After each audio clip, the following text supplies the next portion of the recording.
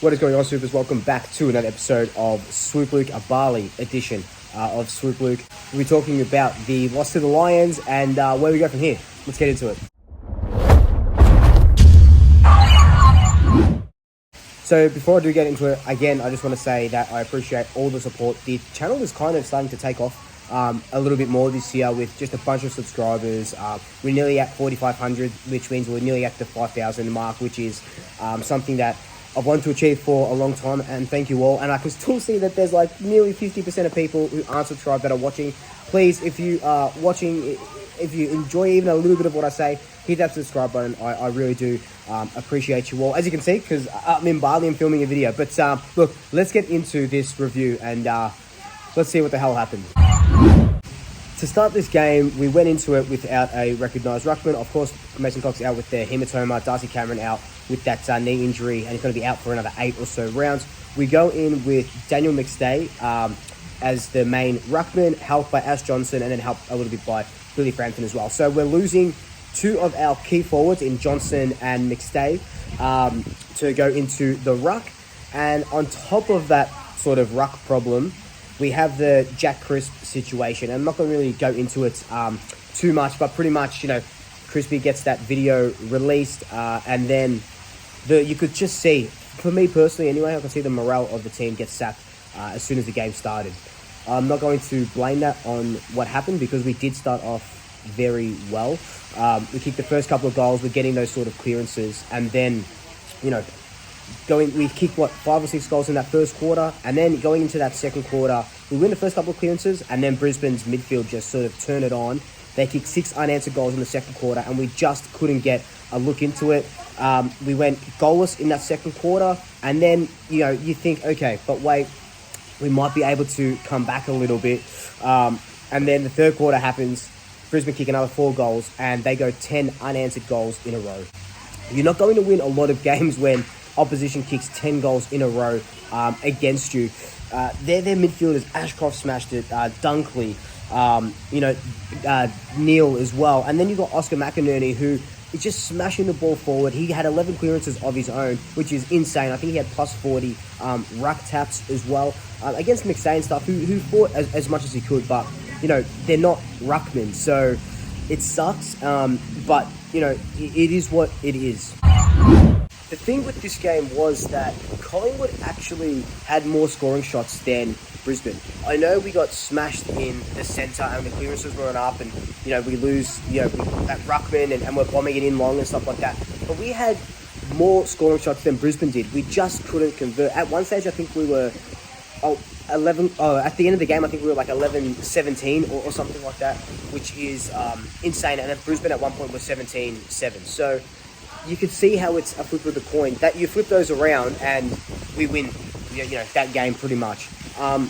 But you can see that it happened in the Richmond game as well, where we just weren't taking our chances when we needed to. Nick Dacos missed an easy one from the front. Jamie Elliott missed a couple. Everyone sort of Myercheck missed a couple, and it just didn't help this game at all and where we were. In saying that though, there were a lot of Collingwood players who just tried their heart out, and, you know, obviously everyone is going to try their heart out, but I talked about Nick Dacos missing a couple of easy goals. He was just absolutely outstanding again in his 29th game. Over 600 metres gained, 38 disposals, went at over 75% disposal efficiency, 5 or so clearances, inside 50s, he was just doing everything that Nick Dacos does. Scott Pendlebury battled as well. Josh Dacos did well.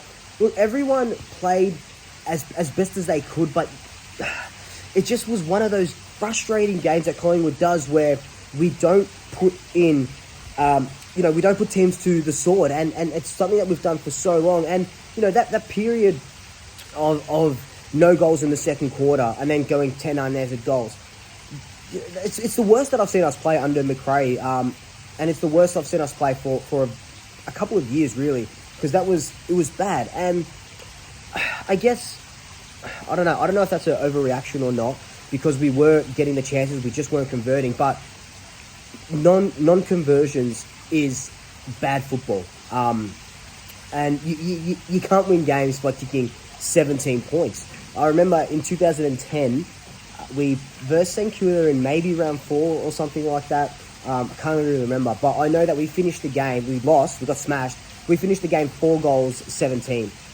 So at least we're not that bad now. But you know what I mean? Like, you can't win games kicking that many points. And they're shots that these players would normally eat up and normally get. And we just didn't do it. And I think that's the most frustrating part, was that we were never out of the game. If you convert 4 or 5 of those points into goals, we're in that game, and it's only, you know, a less than a goal sort of margin. They only end up beating us by like 24 or something points. And I think that's the most frustrating part for me, is that we were never out of the game, but it was just too much out of our reach. You know, Charlie Cameron kicking 6, phenomenal player. But letting Charlie Cameron kick 6, you know, Isaac Quayle didn't have the best game.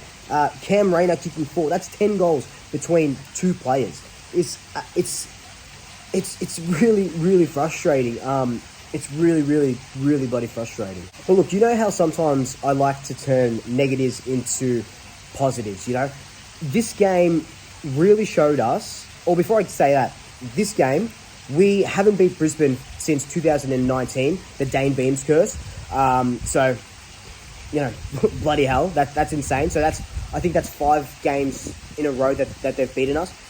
Brisbane plays so well at the Gabba. It's their fortress. I think they've lost 4 in the last 2 or 3 years at the Gabba or something absolutely ridiculous like that. So they play so well at the Gabba.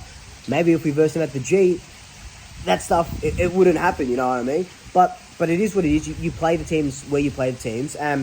Brisbane do it so well at the Gabba, and we saw that firsthand on Thursday night. What I was trying to say before is that, you know, seeing the positives in a negative, sometimes you need to lose to realise what you can work on. We had a good batch of 3 games, premiership favourites, blah, blah, blah, and we're probably still up there. I haven't checked the odds, but we're probably still premiership favourites or somewhere thereabouts. You know, we versed 4 really, really top teams. You know, other teams have had a really easy draw to begin with. We had a pretty difficult draw to start up with, but again, you only play who you can on paper.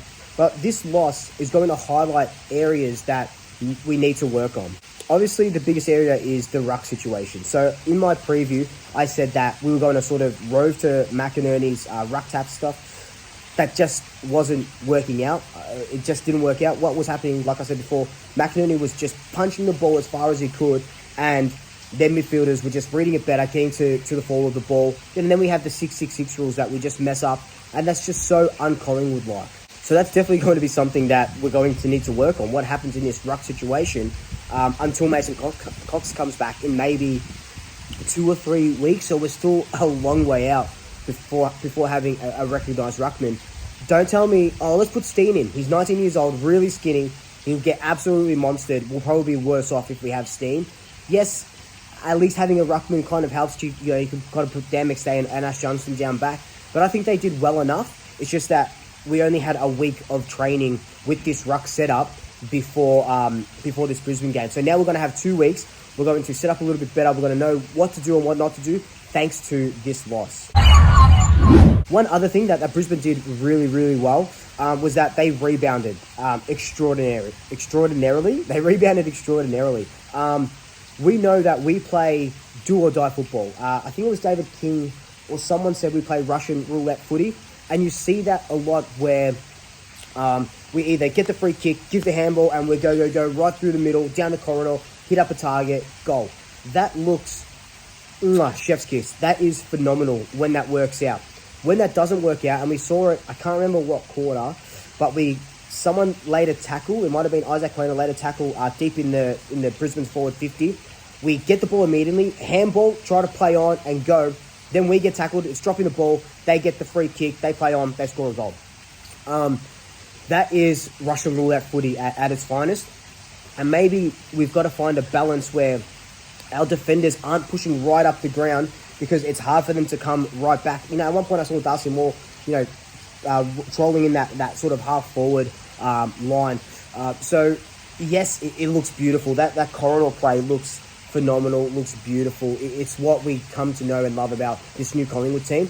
But pushing up forward, you need to double back as quickly as you can, because as soon as they do it on the rebound, the other team does it on the rebound, we're absolutely screwed. Richmond did it a lot.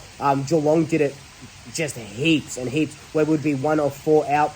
So there has to be a balance, and Craig McRae will know this, and he's not going to let this loss define us. So what's it going to look like next week? We verse St Kilda, gather around Adelaide Oval on the Sunday. What would be the potential ins and outs for that? I really don't know. Jack Ginnivan isn't having a really phenomenal stint in the VFL, albeit, you know, the VFL team last week got smashed by the Brisbane Lions VFL team, and there wasn't a lot of, you know, entries into the forward line. Jack Ginnivan scored 1 goal, I think, and they moved him on ball a little bit. He did a little bit of things, but not enough to say, oh yeah, he's a call-up. But then you think, is he that type of guy who's going to be that electrifying forward that's helps us out and allows us to bomb the ball in, sort of bring that ball to ground, and he's that guy there. You know, Bobby Hill is being that guy.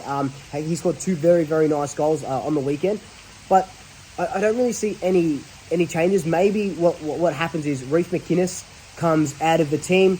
They put Markov in. Reece McInnes comes out of the team.